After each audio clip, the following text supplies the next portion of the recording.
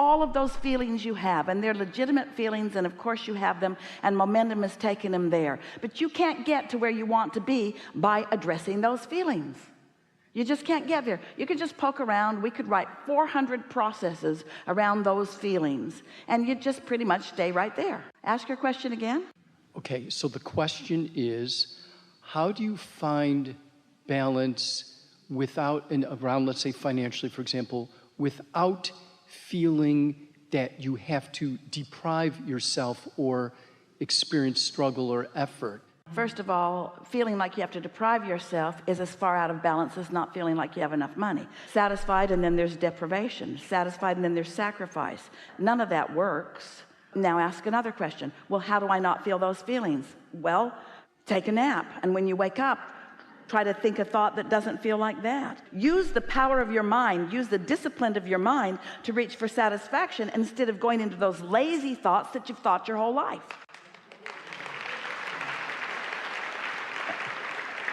But don't do it the hard way. Do it the easy way. Do it from here, not from here. That really is the key, because all of your questions are coming from way over here. How do I get to where I want to be from way over here? And we say, well, you can do it, but it's harder. Mm-hmm. Yeah, because it seems to me like getting in balance. Okay, this is it. So we have a game. It's in the Ask and It Is Given book, and it's the perfect game for what you're reaching for here. And as we tell you this game, we are then going to tell you how this game applies to the satisfaction factor. So the game is this. I acknowledge that I'm out of balance, and I'm worried about money, and I'm also frustrated because there's so much I want to do that I can't do. So I feel bound by my inability to get more money, and I'm mad at myself a little bit, and mostly I just don't understand, and therefore I'm frustrated. And so I'm sort of even mad at Abraham, who acts like I can do anything I want, and I haven't been doing what I want. So there's where I sit. So here's the game. Get a columnar pad, as many columns as you need. Esther started with one that had 24 columns on it. Great big columnar pad. And so we asked Esther and the friend that she was counseling financially at the time, make an assessment of where you stand financially. And so we asked the question, what is the payment that you make that is the biggest every month? And this person said house payment. So I had them write house payment and wrote what the amount of the payment was. What's next? Car payment. What's next? Insurance payment. What's next? Credit card payment. What's next? Credit card payment. What's next? Credit card payment. What's next? Credit card payment. What's next? Credit card payment. What's next? Credit card payment. What's next? Credit card payment. What's next? Credit card payment. What's next? Utility. What's next? Water. What's next? Telephone. What's next? And so they pretty much filled up 24 columns on the columnar pad. And then we said, write this statement across the top.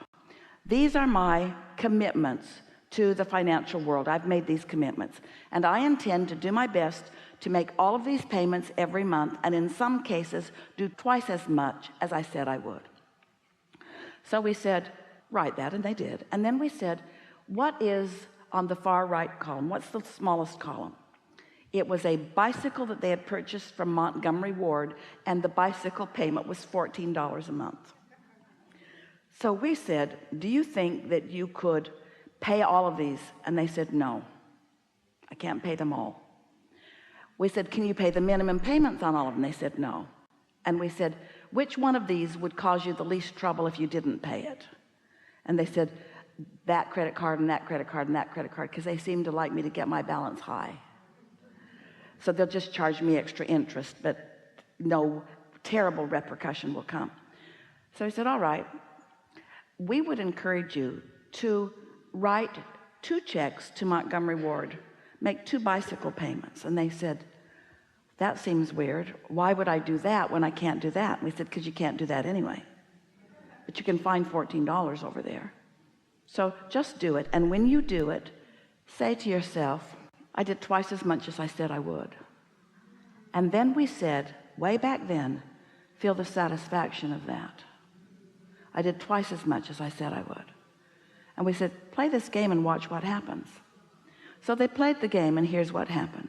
A little more money came. They made a little more payments. But the big thing that happened was, instead of going to the mailbox with trepidation and fear, instead of stacking up the bills and not wanting to open them, within a very short time, it became a game. It became a game of satisfaction. It became a game of looking forward to what was coming, to see what I could do with this game. Feelings of deprivation were nowhere around. Instead, a feeling of accomplishing or playing successfully this game took the place. And so many people at that time began playing that game. It was 10 years ago. Began playing that game and began receiving the feeling of satisfaction from it. And little did they know that a feeling of satisfaction is the key to opening the door. Because when you feel satisfied because you've done something so silly seeming as making 2 bicycle payments when there were other payments that you were having a hard, who knew that that feeling of satisfaction would then open the door and make you then more receptive, have better timing, be in the right place at the right time. Avenues of financial gain became apparent to them that were not apparent to them before, because in satisfaction they were in the receiving mode, while in dissatisfaction they had that door closed. We're not kidding you. It will seem like magic. It will feel fun to you. You will feel the satisfaction of it, and it will tip the balance of where you are. And it takes so little to tip the balance in order to make a big difference in what happens. When you allow yourself access to the leverage of the energy of the universe that creates worlds, when you just let that door open on your behalf just a little bit, big things happen in your experience. And if you do less than that, if you hold yourself in virtuous dissatisfaction as you face the fact of your financial insecurity, you can't get ahead ever. You just work harder and longer. You say things to us like, the more I make, the more I spend. I just can't get ahead. I just can't get ahead. When you can. You can. It's an emotional shift. It's not an action shift. It's an emotional shift. It's a determination, because the emotion is the indicator of the vibration. And we're talking to you about you being the creator of your experience, but we're not talking to you about the action part of your experience. We're talking to you about the vibrational turning thoughts to things part of it. And so when we offer you a process like this that shifts your vibration just a little bit, puts you more in the receptive mode, then as these thoughts are turning to things, it won't be long before you're out there in the action part of it, manifesting all of that. But it's like you got to put the seed in the ground first, and you got to tend to it first, and it's going to come up, and it's not going to have any money on its ears yet. It's just going to be a little plant that doesn't have any corn on it yet. But in time, if you tend to it enough, if you are satisfied enough that you'll go water it, then you'll tend to it and that you'll believe in it, before you know it, it will be productive in your experience in the way that you now want it to be. And your disappointment, we love you so much, your disappointment is that it's not showing you everything you want in terms of manifestation now. That's not how it works. It will show you in the vibrational phase, but you've got to be tuned to be happy with what you're seeing vibrationally. You've got to be happy with the feeling, not need the money before you're happy. You got to be happy with the feeling. You got to be happy that you can be satisfied. And then you begin to notice that a balanced budget is both money in and money out. It's what's coming in, for sure it is, and more will come, but it's also what's going out. And so many people are spending money because they think that's the way to satisfaction. They think just buying one more thing and bringing it home will make them feel satisfied for a moment. It might give you a little feeling of relief, and it might distract you from things that are bothering you, but it is not the long-standing feeling, shift in vibration, and therefore shift in feeling that you're looking for.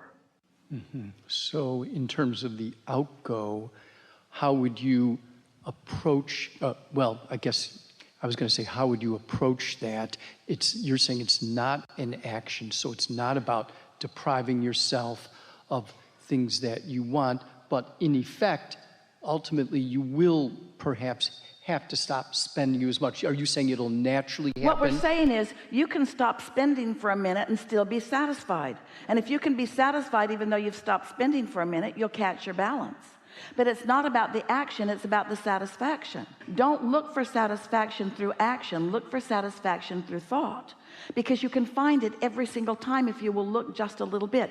Esther was on an airplane. She got up at 4 o'clock in the morning. She got into her car. She drove through heavy traffic. Interstate 10 has been under construction. It took an hour and 15 minutes to get to the airport. When she got to the airport, it was raining. She did not have an umbrella. She still got on that airplane and found satisfaction. You see what we're talking about? She's not demanding that every moment of her life be perfect in every way. She's just looking for as much satisfaction as she can find.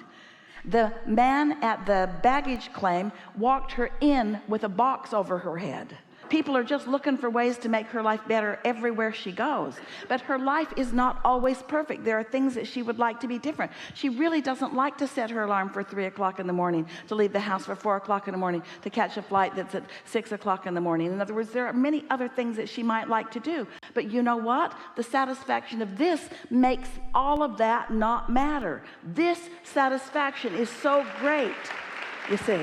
And so she doesn't lie in bed and think, oh, it's probably going to be raining or the traffic's probably going to be blocked up. She just accommodates to make herself as comfortable as she can be. She gets to the airport early enough that she knows that she won't have to scramble. She looks for reasons to be satisfied and finds them and finds them and finds them and finds them and finds them and finds them and finds them and finds them, when there are plenty of reasons, maybe even more that she could pinpoint, that would not be satisfying. But not satisfaction doesn't lead her to alignment, and not being in alignment doesn't lead her to this kind of satisfaction.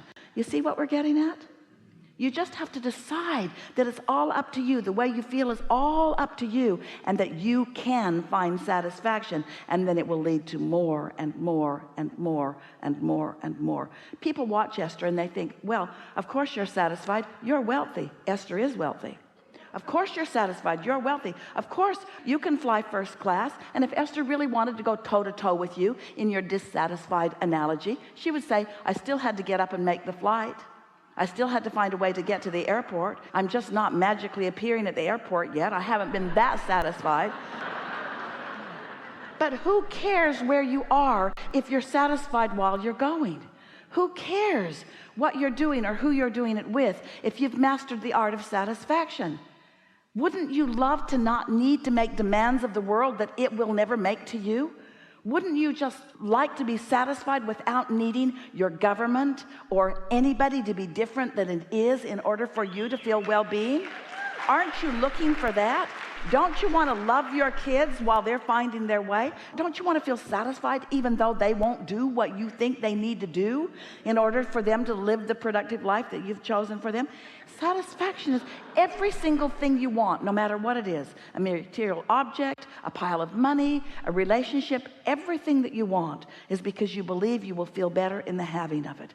And we are here to say to you, you've got to find a way to feel better in the not having of it before it can come. You've got to find a way to feel satisfied. Otherwise, the big stuff will never come to you. It will just be the mediocre stuff that other people who are playing the game of mediocrity are getting. It'll just be who's the biggest, who's the meanest, who can shove the hardest, who can push the most, who can drag the biggest pile over to their place. And we promise you, not one of them stands with any real satisfaction. They've just got the bigger pile. But when you get your feet out of the action world and you get your feet into the leveraged world of alignment, when you start acting in accordance to the way your emotions are guiding you, when you start leaning in the direction of your inner being who is always satisfied, when you find mutuality with your inner being who is satisfied, and you feel that thrill of satisfaction pouring through you, even if there's not yet any evidence of it, and you can just feel the universe at your back, in your court, assisting you, feeding thoughts to you, giving you ideas of timing.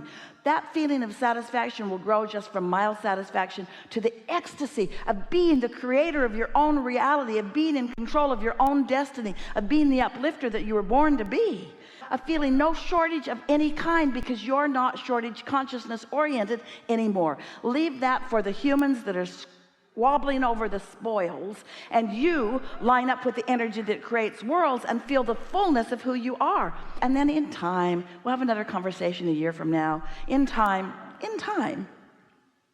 you'll say, how much time? You'll say, it was never about the money. It was always about the way I feel. But now I've got so much money, I don't know what to do with it. It was never about the money, but boy, is the money everywhere around me.